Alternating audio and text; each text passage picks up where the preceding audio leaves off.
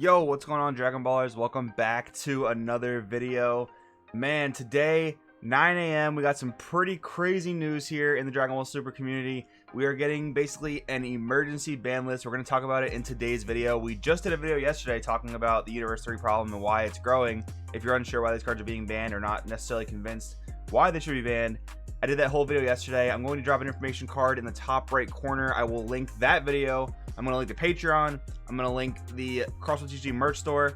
Also going to link the Gemmy app where you can sponsor your own video or potentially get some one-on-one coaching. Definitely check those links out in the description and in the information card in the top right corner. But in this video, we're talking about this new ban list that we got fresh first thing in the morning. Man, I had a deck profile ready to go for today actually before I saw this news, and it was actually a black Broly deck using the U3 cards. So I'm gonna have to revamp that deck and bring it to you guys probably next week. But with that being said, let's get into it. So right here on the Dragon Ball Super card game Facebook, ban announcement to our fans. We would like to first thank you for your continued support and interest in the Dragon Ball Super card game during these difficult times. We've been monitoring feedback from players, the community, and stores regarding certain cards in the metagame since the release of the Rise of the Unison Warrior starter decks on June 5th. While we test our cards internally before release, we feel that Dropbox 5's Universe 3 cards combined with the Saiyan Wonder starter deck Vegeto archetype has created an impressive play pattern exceeding our expectations. With our core commitment to the enjoyment of the players as well as the health and diversity of the game, we decided to ban the following cards effective July 17th, the release date of Rise of the Unison Warrior: VR Everlasting Assault, Nagrishi from the Shadows, Secret Technique Pepperoni, and Ela's Towering Atrocity. So a few things right here in the beginning. Yeah, Dragon Ball Super is going through some rough times. Actually, I think we're definitely on the upswing. I think that initial ban list where we saw Piccolo and Surge Goku get errated, as well as some of the other bans, I think that definitely revived some life into the community, into the desire to play the game, because for a while the game was kind of just Surge Goku and Surge Piccolo the game, followed by a few other decks here and there. But of course, the whole thing with LGS is being closed down. I mean, my local is still closed down, so that is definitely still somewhat negative for the game. I mean, unfortunately, there's not much we can do about it, but the fact people are playing online, the fact that people are looking forward to these new card releases and these new kind of ban lists is really good.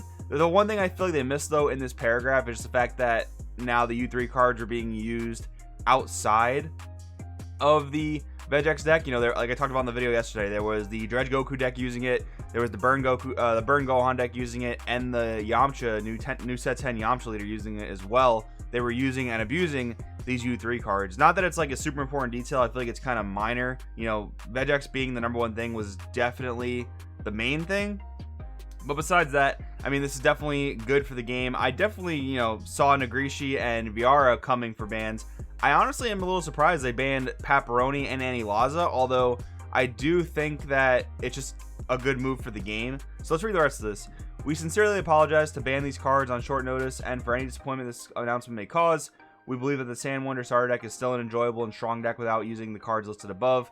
We thank you for your understanding and hope you look forward to enjoying the upcoming release of Rise of the Unison Warrior, the Dragon Ball Super card game team. And here we have the beautiful ban cards right here. So yeah, I think they've generally hit the nail on the head here. Like, for the enjoyment of the players, yeah, I think this archetype pretty much needed to go. And like I was saying before, I was kind of surprised that they did ban Anilaza and Pepperoni, because up until this point they weren't necessarily being abused. Like, Pepperoni was seeing no play, Anilaza was seeing some play in Vegex with the 5-drop Hachiyak, because you can pretty easily get both those to the drop area and set up that combo. But I mean, I think for the general purpose of it, it's completely fine. They're all gone. I mean, it does suck that if you invested in any losses, I think they were maybe like 20-25 a piece. It is rather unfortunate, but one thing you guys do have to realize is if you're investing in an archetype or in a card or a set of cards that the community definitely acknowledges is beyond broken, even if you don't share that opinion, even if you think, oh, Universe 3 is fine, they don't have to do anything to it, even if that's your opinion, you have to understand that the majority opinion is different than yours. And there is a high likelihood those cards will be banned, errated, or limited in some way. So whenever you're investing in a broken deck like that, whether it's Shenron Gogeta, whether it's Full Power Storm, I definitely think you have to be able to objectively look at the deck in that format, determine whether or not it's problematic or not, determine whether or not the popular opinion is that it's problematic or not, and then you kind of have to just accept your investment. Like, I think it was the same thing with Victory Strike. People were saying for a long time, like, they can't ever reprint Victory Strike. People's investments are gonna go down the toilet, And while that's true, you know, Victory Strike obviously would probably drop in price if they were ever to reprint it. I think if you own that card, and I personally own that card too, so whatever I'm saying applies to me as well. I think if you own Victory Strike, the Awakened Power OG Victory Strike, I think you have to be perfectly acceptable with your investment taking a dip if they ever reprint that card, because it is a card game. Eventually they're going to want people to have access to the card more often. So with that being said, I think if you invested in some of the U3s like Viara, which is a little pricier, and any Laza, and even full Negrishis, I think you had to pretty much be accepting of that investment dip. Unfortunately, as it is, I think you have to be accepting of it. That being said, though, I think they made a good point here saying that the Vegex starter deck is still going to be pretty strong. I do agree with that. I've been on record saying that I think the mid-range version of Vegex is still going to be quite good. I mean, if you look at the face of it, when you play Vegex, you still have free playability, and I think that the Vegex boss monsters are pretty strong, the 6 and 7 drop. But I want to move over now to talking about how I think the format may shift up a little bit now that Viara and Negrishi are gone. Alright guys, basically what I want to do here is go through some of the leaders that have been very, very popular since the full spoilers of set 10 have been released. Kind of talk about where I think the format is going to go as a result of these bans and how I think it's generally better for the game. So first things first, we have Hand Control. Hand Control in green was probably one of the decks that wasn't too heavily affected by Universe 3. But with that even being said, you know, yesterday in the video where I talked about the Universe 3 problem, Dredge Goku on the right here, he was one of the leaders moving towards abusing the Universe 3 cards. We're seeing a black-green deck come about, basically with the Power of Legend Son Goku, the new free play 3-drop 15k black card that green leaders can play when they make your opponent discard. He was your target for Negrishi. When you would tag him out with Negrishi, you could then play SS3 Tag Team Gohan. That was your 4-drop black card. You could swing with him, then tag him out for Viara, the 20k crit. So that in mind, that was a deck that was definitely becoming a lot more popular, a lot more quickly. So obviously with the Universe 3 cards being gone, I definitely don't think that build is super viable anymore. I mean, sure, you still play Power of Legend, you probably will just play that card no matter what because it's really good. But since you're not tagging out that card with Negrishi or VR or anything like that, you're not really going to be able to play the SS3 Tag Team Gohan. And I do suspect that SS3 Tag Team Gohan will drop in price quite a bit. I mean, the card is just way less flexible now. The only real way to trigger it before Universe 3 was like your Overwhelms leaving the board by their own effects, by their own skills, and then playing Gohan that way.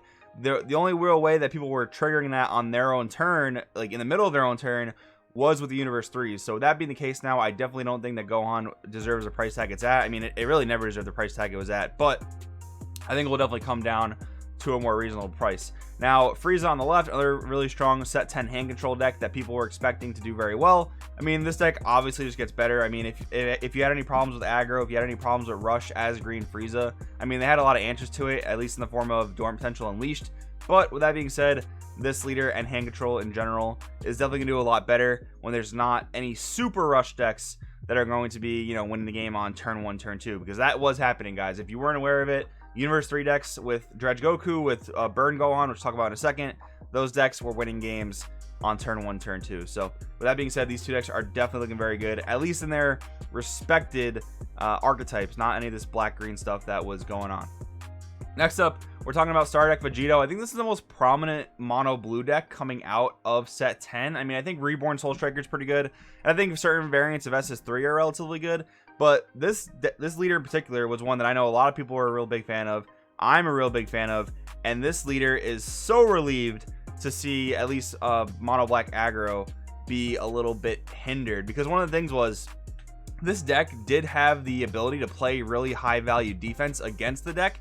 The problem was you were less consistent than Vegex, because Vegex was able to mill 5, and basically every card they milled was almost an extension of their hand, as long as they milled like their free plays and their U3s, right? This leader, you definitely play Zamasu Super Combo. That's definitely one of the things you want to play. And then you can arrival into Goku Hit, because that arrivals for blue energy. So even though you're playing a mono blue deck, it was pretty cool. You could arrival into a blue yellow that way. But anyways, with doing that, like I said before, Vegex is more consistent than you were. So unfortunately, you had to bank on seeing those two cards or a few copies of those cards by the first 2 turns with only your 6, 7, 8 card hand, where Vegex got, you know, a 15, 20 card hand by the second turn. So that being the unfortunate case, it definitely wasn't a favored matchup. But now that the deck is definitely way more fair, I think Vegeto is going to be way more fun to explore, way more fun to play. Definitely something I'm looking forward to with these new bans. Next up, we're talking about red. So Yamcha and Burn Gohan were two of the red leaders that were starting to abuse the Universe 3 cards. I talked about it yesterday. Basically, both these leaders allow you to get cards into the drop area relatively easily, and when you deal regular damage, because for some reason that's why that's ruled, even though it does make sense, unfortunately, it is consistent with other rulings. Bardock the Resolute is played for free, 3-drop 15k double striker when you deal regular damage or when you deal burn damage with Gohan or Yamcha's Awakened effect. That being said, when you play those cards, you can tag them out for Nagrishi, then same idea. Play your tag team Gohan, tag that out for Viara, go in that way. Marcus on his stream the other day was literally winning games turn 1, going second with this Burn Gohan deck. It was really degenerate. So guys, this ban, again, if that doesn't convince you, this ban was definitely needed. But with that being said, I think Burn Gohan will unfortunately probably fade back into the abyss, although maybe not though, because Bardock the Resolute is still a really stupid card. I mean, you are losing out a lot of aggression. You're losing out on the Nagrishi, you're losing out on the SS3 Gohan, and you're losing out on the Viara, but I think you can definitely be a more fair aggro deck, maybe like a turn 3 aggro deck with Burn Gohan, although I do think it'll be more rogue.